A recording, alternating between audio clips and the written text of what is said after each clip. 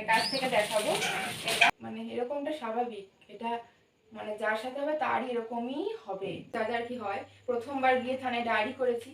সকাল সকাল দেখতে পাচ্ছ দিদি আমাদের বাড়িতে চলে এসেছে কিছু শাড়ি নিয়ে। খুব দরকার, কেনাকাটাটা মানে করতেই হতো, না করলে নয়, সেই জন্য দিদি এসছে। তো হ্যালো বন্ধুরা, good morning and welcome back to my channel. আশা করি তোমরা সবাই খুব ভালো আছো, আমি মোটামুটি ভালোই আছি। এখন শাড়ি দেখা চলছে। তো সামনে তো বিয়েবাড়ি আছে, তোমাদের সাথে শেয়ার করেছিলাম আমার বান্ধবীর বিয়ে মার্চ মাসের 4 তারিখে। তো সেই জন্য শাড়ি নেওয়া হলো। তো তোমাদের সাথে পরে শেয়ার করব যে কি শাড়ি নিলাম না নিলাম। সকালে জলখাবারে একটা ফিশ ফ্রাই ছিল, একটু কেক আর একটা প্যাটিস ছিল, ওই ভেজিটেবল প্যাটিস, ওটাই আমি আর বোন এখন খেয়ে নিচ্ছি। মনটা ভীষণ খারাপ, খুব বাজে একটা ঘটনা ঘটে গেছে, তোমাদের সঙ্গে আমি শেয়ার করব। অবশ্যই শেষ পর্যন্ত ভিডিওটা দেখতে থাকো, তোমরা অবশ্যই বুঝতে পারবে। আর এমনিতেও ভিডিও করতে একদম ইচ্ছে করছিল না, কিন্তু কি করব, তোমাদের সঙ্গে তো আমার শেয়ার করারই থাকে সব কিছু। তো সেরকমই আমি আবারও মানে পরের দিন ভিডিও করা শুরু করে দিয়েছিলাম। তোমরা নিশ্চয়ই বুঝতে পেরে গেছো এতক্ষণে যে ভিডিওটা অনেক দিন আগেই করেছি আমি, তবে ওই তোমাদের সঙ্গে এখনই আমি শেয়ার করার একটা সুযোগ পেয়েছি। আর এমনিতেও বললাম একটা ঘটনা ঘটে গেছে, সেই জন্য আর সেভাবে মানে শেয়ার করা একদমই সম্ভব ছিল না। তো ওদিকে থোর আর পুঁই শাকটা একটু নুন দিয়ে সেদ্ধ বসিয়ে দিলাম, মাকে একটু চিংড়ি মাছ কেটে দিলাম, মানে আমি আর মা মিলে কেটেছি যাতে তাড়াতাড়ি হয়ে যায়। এদিকে মাছটা মাকে ধুয়ে দিলাম, আর তারপরে সব মাকে হাতের সামনে নিচে সাজিয়ে গুছিয়ে দিয়ে দিয়েছি। মা এবার আস্তে আস্তে বসে বসে রান্না করবে, মানে আর উঠবে না, ওঠা বসা করতে তো প্রবলেম, সেই জন্য তোমরা তো জানোই। এই যে এই কটা ফুল আজকের ফুটেছে, তো চটপট আজকে পুজোটাও দিয়ে নিয়েছি, কারণ বোনের পরীক্ষা চলছিল সেই সময়। তবে এই দিন বোনের পরীক্ষা ছিল না, বোন ওদিকে পড়ছিল আর আমি পুজোটা সেরে নিয়েছিলাম। স্নান পুজো সব হয়ে গেছে, মাকেও খেতে দিয়ে দিয়েছি। বোন স্নান টান করে এখন আবারও পড়তে বসে। তিনু চুপ কর, আর আমি কথা বললে তিনু ডাকবেও, ডাকুক গে। তো চলো তোমাদের সাথে এখন আমি শেয়ার করব যে কি শাড়ি নিলাম। তখন তো দেখলে যে এসেছিল দিদি সব শাড়ি টাড়ি নিয়ে, তো তোমাদেরকে দেখাবো যে কি নেওয়া হয়েছে। তো প্রথমে দেখে আমার বান্ধবীর শাড়িটা। অনেক শাড়ি দেখতে দেখতে পছন্দ হয়েছে এই স্বর্ণচুরি শাড়িটা। এটা তো কোনো দিন মানে নেওয়া হয়নি, ভাবলাম ওর জন্য নেওয়া যাক। বাবা, এই যে এই কালারটা খুব সুন্দর একটা কালার, নীল কালার। বেশি কিনছি না, হ্যাঁ আমি পরে তোমাদের শেয়ার করছি, মানে কাছ থেকে দেখাবো এটা। আর তিনু, আর এই একটা সবুজের মধ্যে রয়েছে, এটাও তোমার সাথে আমি পরে শেয়ার করছি। এখন একটু দূর থেকে দেখে নাও তোমরা এরকম শাড়িটা। এইটা এটা এটা আমি নিয়েছি মানে বিয়ে বাড়ি যাওয়ার জন্য নেওয়া, কারণ এরকম ধরনের শাড়ি কিনো। চুপ কর, আমি কথাটা বলে নি তারপর আবার ডাকবি। আর বিয়ে বাড়ি যাওয়ার জন্য হচ্ছে শাড়ি সেরকম নেই, সেই জন্য হচ্ছে নেওয়া, তা নাহলে শাড়ি নিতাম না। তো ওই জন্য বাধ্য হয়ে নিতে হয়েছে আমার বোনের জন্য, কারণ বিয়ে বাড়ি সেই পরে না, আর সেরকম শাড়ি কেনাও হয় না। কাতান সিল্ক খুব সফট আর হালকা হয় বলেই এই কাতান সিল্ক নিলাম এবারে আমি আর বোন। তো চলো এবার কাছ থেকে দেখে নাও। সবুজের মধ্যে সবুজটা একটু ডিপ সবুজ মতন, এরকম পাড় রয়েছে, আর এরকম অল ওভার পুরো শাড়িতে কাজ। আমি আর কত খুলবো, তো সেই জন্য চলো তোমাদেরকে না আমি ক্যাটালগটা শেয়ার করছি একটু। এই যে দেখো ক্যাটালগ একদম একটু হালকা সবুজ, কিন্তু এই দেখো শাড়িটা একদম ডিপ সবুজ লাগছে। তো এই যে ক্যাটালগ শাড়িটা ঠিক এইরকম। আর এই যে বোনের হলুদ শাড়িটা দেখতে পাচ্ছ, ওটা খুব সুন্দর একটা সফট মানে কালার, তার উপরে সফট কাজ, মানে খুব সুন্দর দেখতে। এইভাবে ঝুলবুলিও রয়েছে আঁচলে, এটাও আমি খুলছি না, হ্যাঁ এখন মানে খুললে এগুলোকে কিন্তু ভাঁজ করা সম্ভব হবে না। তো এই দেখো ক্যাটালগটা, তবে এগুলো কিন্তু টাকা দিয়ে নেওয়া হয়নি এখন, মানে যেভাবে আমরা আর কি নিই, তো সেরকম আর মাসে মাসে টাকা দেবো সেভাবে নেওয়া হয়েছে, কারণ বুঝতেই তো পারছো সম্ভব নয় এভাবে নেওয়া এই শাড়িগুলো এই মুহূর্তে টাকা দিয়ে। তো এই একটা শাড়ি, তো এটা বললাম আমার বান্ধবীর জন্য, এটা খুব সুন্দর শাড়িটা, বান্ধবীকে দেওয়ার ইচ্ছে ছিল, সেই কারণে এই কালারটাও পেয়েছি খুব সুন্দর, ওকে ভীষণ ভালো মানাবে, তো ওই জন্য এই কালারটা আমি নিয়েছি ওর জন্য। এইটা হচ্ছে ক্যাটালগ, দেখে নাও তোমরা এরকমই। সেদিন দুপুরে আমাদের রান্না হয়েছিল পুঁইশাক ডাঁটা থোড় দিয়ে চিংড়ি মাছের তরকারি। মা খুব ভালোবাসে পুঁইশাক ডাঁটা, কিন্তু ওই যে পায়ে রয়েছে বাতের ব্যথা, সেই জন্য না ডাঁটাটা বেশি খেতে পারে না, বিশেষ করে পুঁইশাক ডাঁটা। আর এই মাছের ঝোল হয়েছিল সব রকম সবজি দিয়ে। সেই বিকেল 4টে থেকে না কারেন্ট আসছেই আর যাচ্ছে, তখন 7টা বেজে গেছিলো, তবুও আবার কারেন্ট চলে গিয়েছিল। এই যে এখন বোন মোমবাতির আলোতেই পড়ছে, কাল তো পরীক্ষা, কারেন্ট গেলে তো আর হবে না, ওকে পড়তে হবে, কারেন্ট গেলে তো আর চুপ করে বসে থাকতে পারে না। তো এখন আমি ঠাকুরের বাসনগুলো মেজে নিচ্ছি। বৃহস্পতিবার দিন যখন পরীক্ষা পড়ে আগের দিন রাত্রে মানে বুধবারে আমাকে এই কাজটা সেরে রাখতে হয়। কারেন্ট এসে গেছিলো, তারপরে আমি ঠাকুরের বাসনগুলো টুকটুক করে মেজে নিয়েছিলাম। এখন বাজছে 9:20 আর এখনই ভিডিওটা করার সময় পেলাম, কারণ তখন সন্ধ্যাবেলায় ভিডিওটা করতে ইচ্ছা করছিল না। তারপরে দেখি শুধু কারেন্ট আসছে আর যাচ্ছে। বোনের পরীক্ষার সময় ঠিক এরকমটা সবসময় হয়। বোনের কেন, আমার পরীক্ষার সময় ঠিক এরকমটাই হতো, কারেন্ট আসবে আর যাবে, যত সমস্যা এই পরীক্ষাকে ঘিরে, যত সমস্যা, যত যা খুশি পরীক্ষার সময় হবে।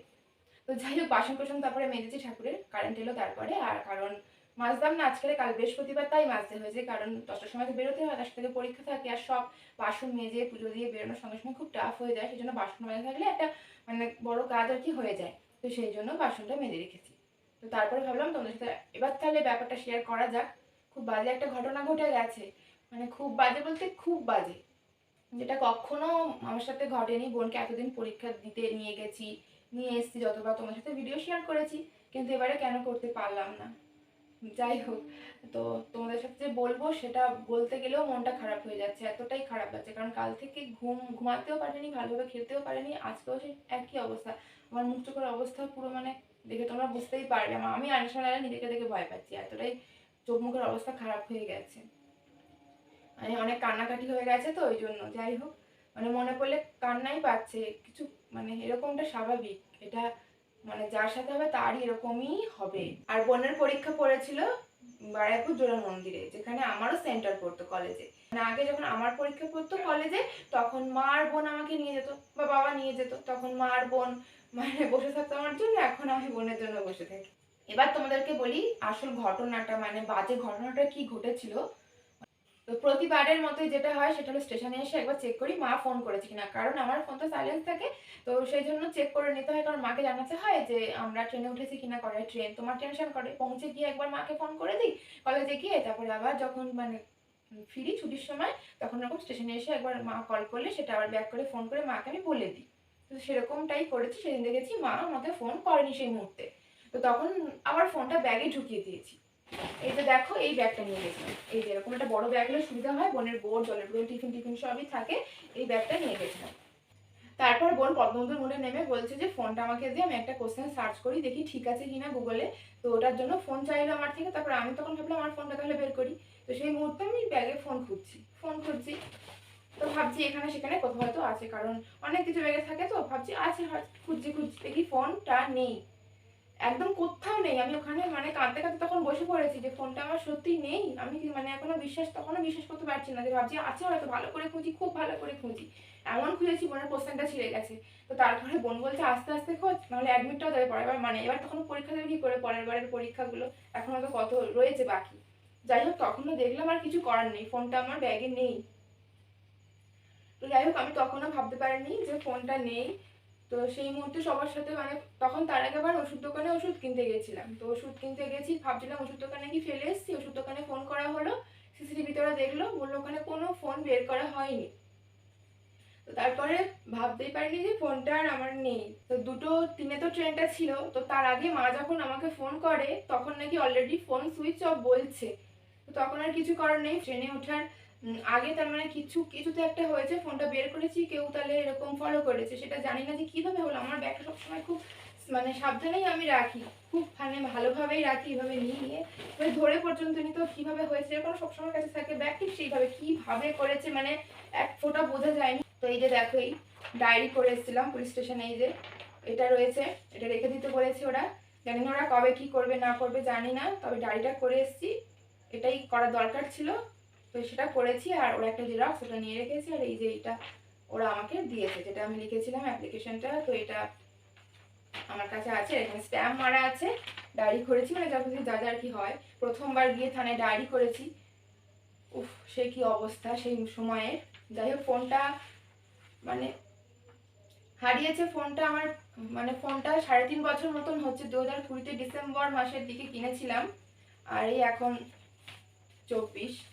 কি বলবো, একটা এতদিনের ফোন হারিয়ে যাওয়া মানে, এমনকি ইউটিউবের ভিডিও, আমার দুটো চ্যানেল, তো সব ভিডিও যেহেতু বোনের পরীক্ষা একদিন ছেড়ে ছেড়ে আরেকদিন, তো সেই ফাঁকে ফাঁকে আমি ভিডিও করে করে রাখতাম, আপলোড দিতে হবে, তো সেইগুলো পর্যন্ত ছিল, ভয়েস ওভার দেওয়া, এডিট করা, তো ওগুলো কিরকম লাগে ভাবলে। আর তারপরে তো আছেই কত ছবি কত কিছু, সেগুলো আর থাকলো না। সঙ্গে সঙ্গে আমি আমার নাম্বারটা তো অফ করে দিয়েছি, এবারে আবার একটা নাম্বার তুলতে হবে, মানে ওই নাম্বারটা তুলবো, শুধু ওটা আপাতত এখন অফ হয়ে গেছে। আর এখন নতুন ফোন কেনা মানে তো একটু ভালো দেখে কিনতে হবে, কারণ ক্যামেরা তো ঠিক থাকতে হবে। আর আমি তো ভাবতেই এখনো পারছি না যে আমার কত কিছু ওই ফোনে, কত মানে কত কিছু, কত সুন্দর সুন্দর স্মৃতি, কত মানে ছবি, কত মানে কি বলবো, যেরকম থাকে সবার ফোনে যেরকম, মানে সবাই মানে তোমরা বুঝবে কি মানে হয় মানুষের একটা রকম ফোন হারিয়ে গেলে। আর সব থেকে ইম্পর্টেন্ট কথা হলো কত ভিডিও যেগুলো আমি রিসেন্ট করে করে রেখেছি ওগুলো আপলোড করব, সেইগুলো আমার মানে সব শুধু ব্যাস সব চলে গেল, আর কিছু করার নেই।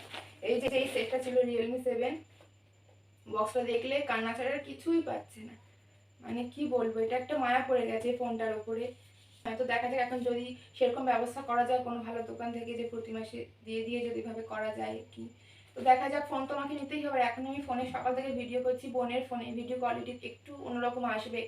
তা যাই হোক, বোনের ফোনটা ছিল বলে আমি করতে পারছি, তোমার সাথে ব্যাপারটা শেয়ার করতে পেরেছি। এরকম ব্যাগে অন্তত ফোন নিয়ে কোনোদিন তোমরা মানে বেরিও না। আর হচ্ছে যে স্টেশনে ফোন টোন একদম বের করবে না, মানে বাইরে ফোন বের করার দরকার নেই। আর ফোন থাকলে তোমাদের হাতে রাখো, সব থেকে ভালো। আর আমি হাতে ফোনটা রাখতাম, আমার ফোনটা এত স্লিপ করে হাত থেকে পড়ে যাওয়ার মতো, জন্য আমি সেই থেকে না ফোন হাতে রাখি না। আগে ফোন রাখতাম কিন্তু অনেকবার পড়ে গেছে, স্টেশনে পর্যন্ত পড়ে গেছে, এত স্লিপ আমার ফোনটা।